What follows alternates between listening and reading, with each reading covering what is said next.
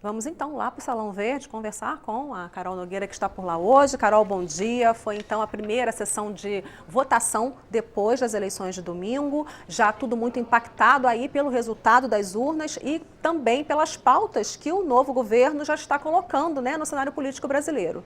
Sem dúvida, Vera, mas o plenário começou atacando aí as medidas provisórias que estão já na pauta há algum tempo, especialmente essa medida provisória aí que trata do apoio financeiro às santas casas com recursos do FGTS, né? Ontem foi aprovado então um destaque, tem mais 3 destaques nesse mesmo assunto, também tratam aí da inclusão de instituições que tratam de pessoas com deficiência, só que tratam de alguns outros temas específicos, por exemplo, prevê uma taxa de juros diferenciada, uma definição de que bancos estatais, um outro destaque trata disso, tem que ser os agentes operadores dessa linha de crédito. Uma outra coloca condições aí para essa linha de crédito mais restritivas. Os deputados devem analisar isso só então na semana que vem. Também ficou para a semana que vem uma outra medida provisória que foi lida ontem, a MP 843, que trata aí do novo regime tributário para as montadoras de veículos. A discussão foi encerrada ontem, houve umas mudanças apresentadas pelo relator em plenário, mas a discussão disso também ficou para a semana que vem. A gente vai conversar então sobre a expectativa de votação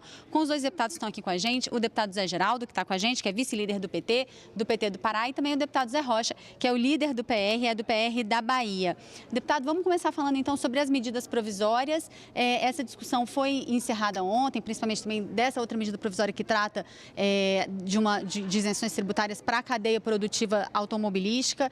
Qual que é a expectativa do senhor? Essas medidas provisórias devem ser votadas só na semana que vem mesmo? Olha, eu acho que nós, congressistas, temos que ter juízo. E, ao ter juízo, nós temos que votar medidas importantes para o país e para a sociedade.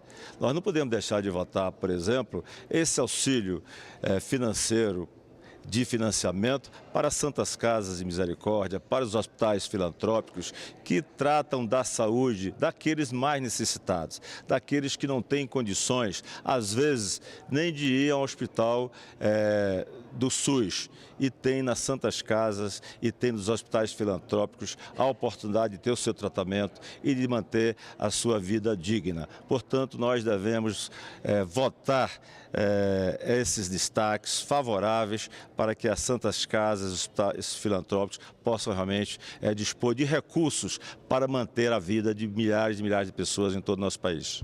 Deputado Zé Geraldo, no entanto, a oposição começou com obstrução. Não, na verdade, nós sempre fomos e seremos a favor de medidas importantes para a saúde e educação. Agora, nós precisamos sempre questionar que tem uma lei de limite de gasto nesse país por 20 anos e essa lei deve continuar com o governo Bolsonaro. Então, os financiamentos deverão existir para todas as áreas. Não é só a saúde, é a segurança, a educação, são as obras. Agora mesmo vamos discutir orçamento. Qual orçamento? Ele será menor. E como é que nós vamos melhorar a vida do povo? Então esse é o nosso questionamento, nosso debate. É um governo que vai piorando as coisas cada vez mais. Na pauta do plenário de hoje, as previsões são os destaques ainda daquele projeto do chamado cadastro positivo, foi aprovado o texto principal lá em maio e ainda segue aí esses destaques que podem ser analisados hoje e também um projeto que entrou na pauta de decreto legislativo que aprova a Política Nacional de Defesa, a Estratégia Nacional de Defesa, o chamado Livro Branco da Defesa Nacional, que traz uma análise estratégica para poder apontar direcionamento então para essa área de defesa, que agora deve ser um tema bem forte, né, aí desse governo, enfim, que começa no início do ano que vem. Deputado Zé Rocha, alguma expectativa de votação dessas 2 propostas hoje ainda? Olha, são propostas interessantes. Eu tenho as minhas ressalvas em relação aos destaques do cadastro positivo. Eu acho que as informações não devem ser, as informações pessoais não devem ser trocadas entre empresas que detêm esses dados. Portanto, isso aí eu acho que é uma questão que vai ser debatida aqui e não terá um consenso. Agora, a questão da defesa nacional, aí sim, nós temos a obrigação aqui de dar todos os instrumentos ao Executivo para que ele possa realmente tratar da nossa defesa, daqueles pontos importantes que diz respeito à posição do nosso país em todos os setores da sua segurança e da sua defesa nacional. Só para ficar claro, em relação ao cadastro positivo, o senhor acha que deve ser votado e rejeitado de uma vez ou o senhor acha que simplesmente não deve ser pautado por enquanto? Olha, eu acho que deve ser colocado ao debate e tentarmos fazer as modificações que elas forem necessárias. Por exemplo, essa questão de compartilhamento de dados pessoais das pessoas entre empresas que estão em poder desse cadastro, eu não vejo isso uma maneira que nós devamos aceitar. Deputado Zé Geraldo, qual que é a expectativa do senhor em relação a essas duas propostas? Olha, eu penso que tudo que nós formos votar nessa casa, seja para votar a favor, contra, obstruir, será precedido de um grande debate. Nós buscaremos sempre o grande debate, até porque a população brasileira precisa entender melhor os temas. Né? Debatendo muito, ainda o povo tem dificuldade, imagine se você não debater. E eu acho que nós estamos no final de feira, nós estamos aí no final de ano. Temos um novo governo que se avizinha, que com certeza fará mudanças e nós precisamos ver quais serão as mudanças, quais serão as repercussões dessa mudança. E aí sim, eu acho que nós precisamos enfrentar o debate legislativo na medida que o novo governo vier com suas propostas, que com certeza serão propostas ainda mais danosas ao povo brasileiro, ou pelo menos a maioria do povo brasileiro.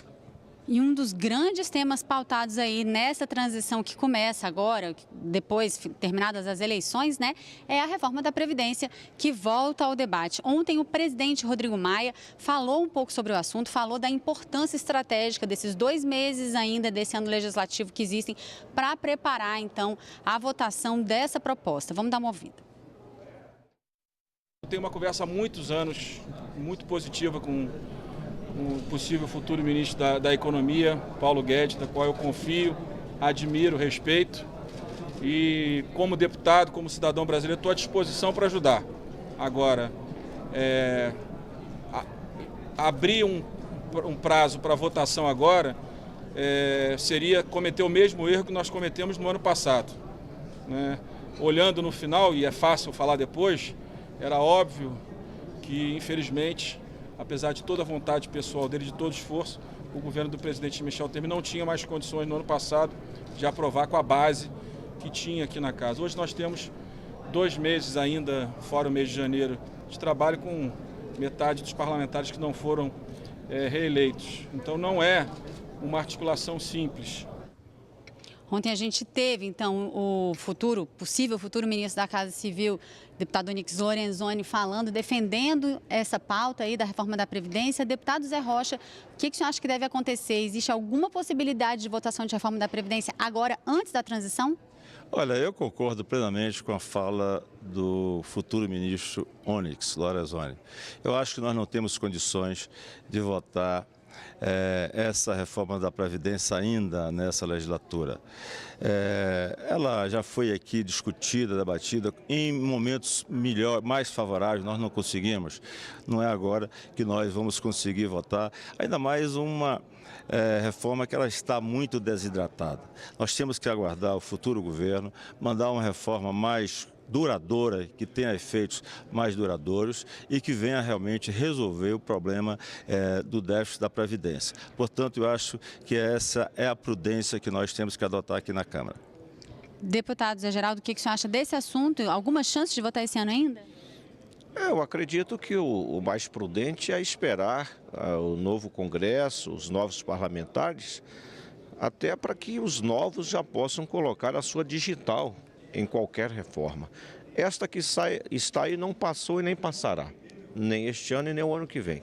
Resta saber qual é a reforma do Onyx Lorenzoni e do Bolsonaro, que na minha avaliação ela vai em direção a proposta do capital financeiro, dos ricos. Bolsonaro é um governo dos ricos. Quando eu estou falando de ricos, do capital internacional, que quer mandar aqui dentro, como já começou a mandar na Argentina com o financiamento no FMI. O Brasil corre o risco de, daqui a pouco, ir ao FMI. Vão vender tudo a preço de banana, não vão resolver e querem tirar dos pobres. Isso o Partido dos Trabalhadores não admitirá, nem agora e nem na próxima legislatura. Deputado Zé Geraldo, deputado Zé Rocha, obrigada pela participação de vocês aqui com a gente. A gente volta ao estúdio com a Vera.